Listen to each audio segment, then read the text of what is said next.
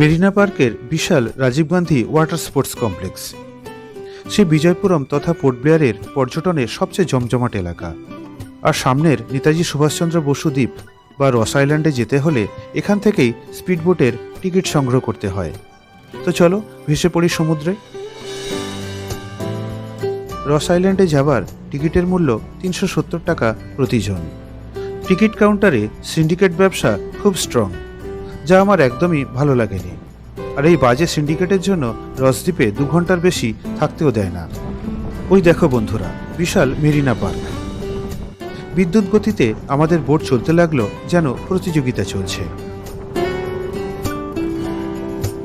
কিছুক্ষণ পরেই আমরা পৌঁছে গেলাম বিখ্যাত রস আইল্যান্ডে, সমগ্র আন্দামান নিকোবর দ্বীপপুঞ্জের একসময়ের জাপানি হেডকোয়ার্টার।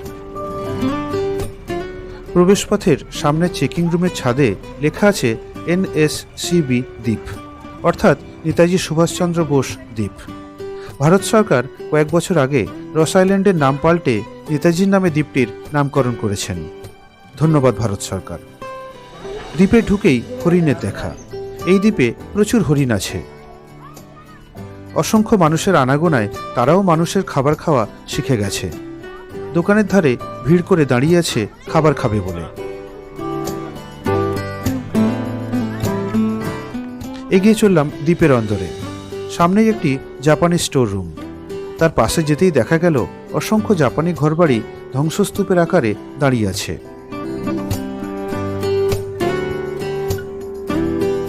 দীর্ঘদিন ধরে বটগাছের প্রচুর শিকড় বাড়িগুলিকে আষ্টে পৃষ্ঠে বেঁধে রেখেছে, আর বেঁধে রেখেছে ইতিহাসকেও।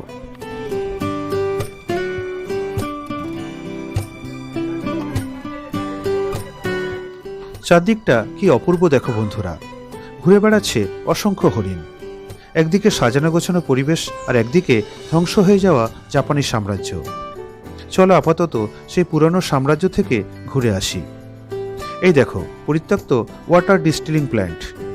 এই প্ল্যান্টের মাধ্যমেই জলকে পানীয়যোগ্য করা হতো, তবে এই প্ল্যান্টটি ব্রিটিশদের তৈরি। এগিয়ে চললাম ইতিহাসের পাশ দিয়ে, ইতিহাসের সাথে কথা বলতে বলতে। প্রতিটি ইট যেন তাদের অতীতের গল্প শোনানোর জন্য বিবর্ণ মুখে দাঁড়িয়ে আছে।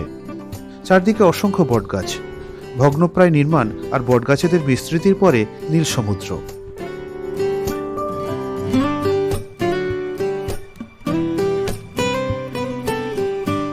এগিয়ে চললাম সমুদ্র পাড়ের বাঁধানো রাস্তা দিয়ে। রাস্তার পাশে কংক্রিটের নির্মিত বসার জায়গা। সমুদ্রখানে খুব শান্ত। আর ওই দেখো নর্থ বে আইল্যান্ড। 20 টাকার নোটে এই দ্বীপের ছবিটাই দেখা যায়।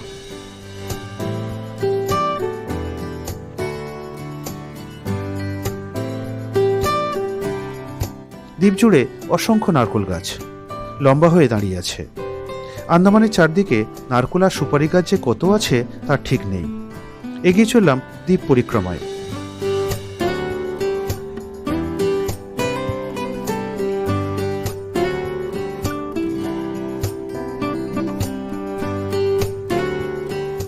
এদিকে কয়েকটি খেজুর গাছ।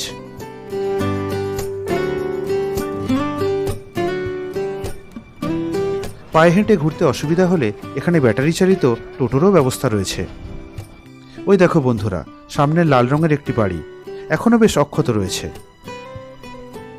কাছে গিয়ে দেখা গেল এটি ব্রিটিশ সেনাবাহিনীর ব্যারাক, যার ভিতরে থাকার জায়গা ছাড়াও কিচেন, টেনিস কোর্ট ও চার্চ রয়েছে। এই দেখো বন্ধুরা, কিভাবে ধ্বংস হয়ে রয়েছে ব্রিটিশ ও জাপানি নির্মাণ।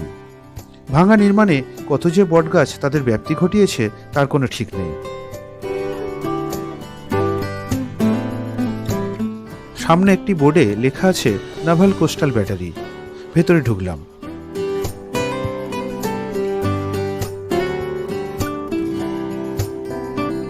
এখান থেকে দেখা যাচ্ছে দূরের লাইট হাউসকে। সিঁড়ি নেমে গেছে, তো চলো যাওয়া যাক ওখানে।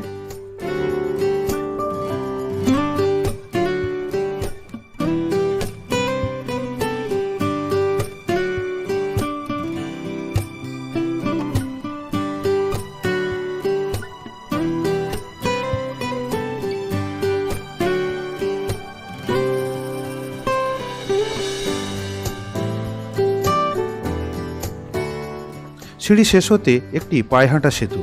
চলে গেছে লাইট হাউসের দিকে। সমুদ্র তীরে শক্ত পাথর ক্ষেত্র তার এবড়োখেবড়ো রূপ নিয়ে দাঁড়িয়ে। সমুদ্রের জলও দিব্যি চলে আসে জোয়ারের সময়, আর তখন বেশ চঞ্চলও হয়ে ওঠে সমুদ্র।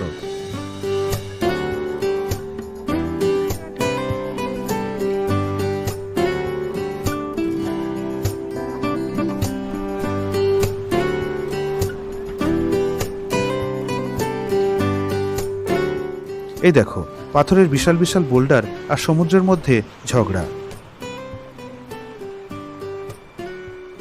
ব্রিজের শেষ প্রান্তে একটি বড় স্তম্ভের ওপর সৈনিকের স্ট্যাচুটি সমগ্র সৈনিকের উদ্দেশ্যে বানানো, যারা আমাদের দেশের শান্তি ও নিরাপত্তার জন্য প্রাণ দিয়েছেন, আর যারা এখনও আমাদের প্রাণের থেকে প্রিয় ভারতকে রক্ষা করার জন্য নিরলস সেবা করে যাচ্ছেন তাদের উদ্দেশ্যে। স্ট্যাচুর পাশেই আন্দামান ও নিকোবর দ্বীপপুঞ্জের কমান্ডার ইন চিফের পতাকা উঠছে।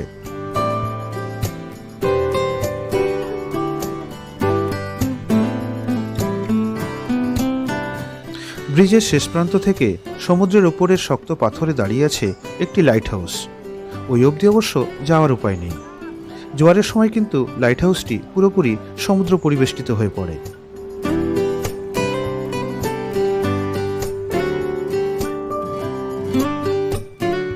অনেকক্ষণ দাঁড়িয়েছিলাম এখানে, কিছুটা আবেগপ্রবণ হয়ে আর কিছুটা প্রকৃতির টানে। সমুদ্রের নীল রঙেরও কত বৈচিত্র্য। দূরের পাহাড়টির নাম নর্থ বে আইল্যান্ড, এদিকে পোর্ট ব্লেয়ার, আর সামনে নেতাজি সুভাষচন্দ্র বসু দ্বীপের আর একটা প্রান্ত।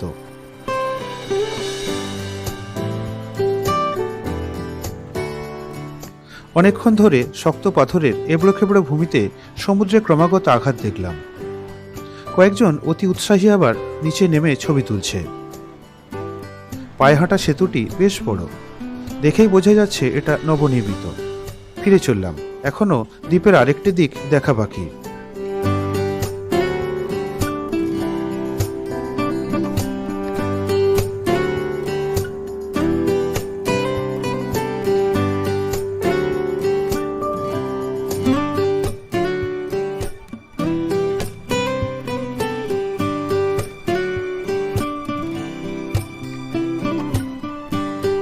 সমুদ্রের পাড়ে নারকেল গাছগুলো কেমন হেলে রয়েছে দেখো।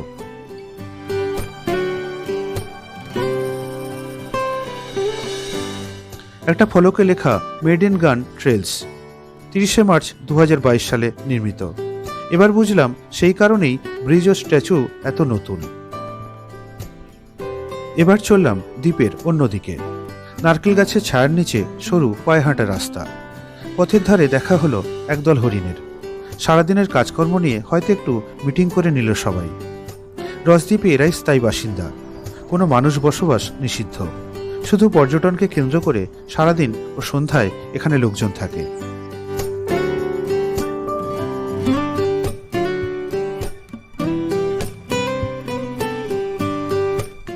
বাম দিকের পথ ধরলাম, এখানেও সিঁড়ি নেমে গেছে সমুদ্রের কাছে। রসদ্বীপটি কিন্তু বেশ উঁচু, সমুদ্রের কাছে যেতে হলে তোমায় সিঁড়ি দিয়ে নামতেই হবে। সিঁড়িপথের দুধারে অসংখ্য নারকেল গাছ, আর তার ফাঁক দিয়ে নীল সমুদ্রকে দেখো, জাস্ট অসাধারণ। তালগাছও আছে অনেকগুলো।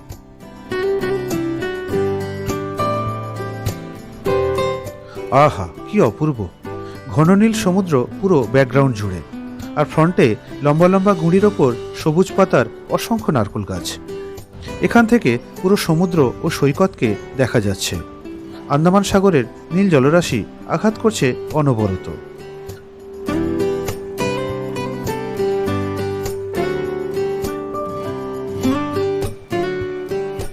কয়েকজনকে দেখলাম নিচে এনজয় করছে, আমি বা বাদ থাকি কেন?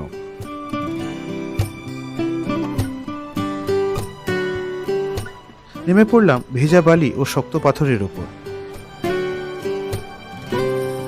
একটু হেঁটে আসি বালি পাথরের সৈকতের ওপর দিয়ে। ঢেউয়ের ক্রমাগত আঘাতে ভেঙে যাওয়া পাথরগুলি মসৃণ হয়ে চকচক করছে। কেউ বালির নিচে চাপা পড়ে একটু উঁকি দিচ্ছে, আর কেউ উলঙ্গ শরীর নিয়ে রোদ পোহাচ্ছে। নীল জল এসে স্নান করিয়ে দিয়ে যাচ্ছে ক্রমাগত। আহা, আমি যদি পাথর হতাম কি মজাই না হতো।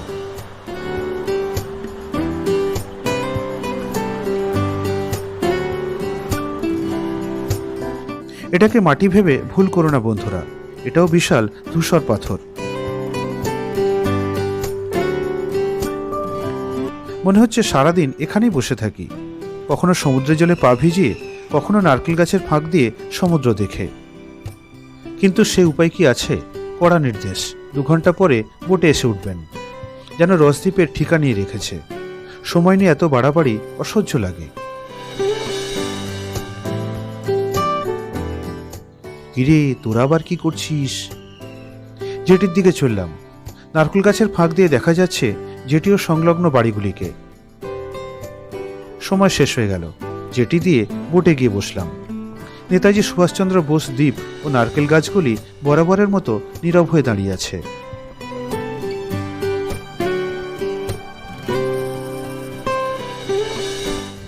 জেটির কাছে জলে অসংখ্য ছোট ছোট মাছ ঝাঁক বেঁধে ঘুরে বেড়াচ্ছে।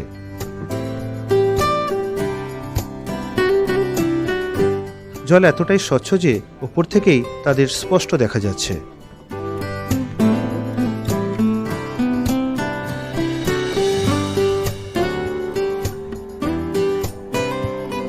অবশেষে নীল জলের আন্দামান সাগরের জল কেটে আমাদের স্পিডবোট এগিয়ে চলল বিদ্যুৎ গতিতে। আর সেই সাথেই দূরত্ব বাড়ছে আমাদের প্রিয় নেতাজি সুভাষচন্দ্র বসুর থেকে।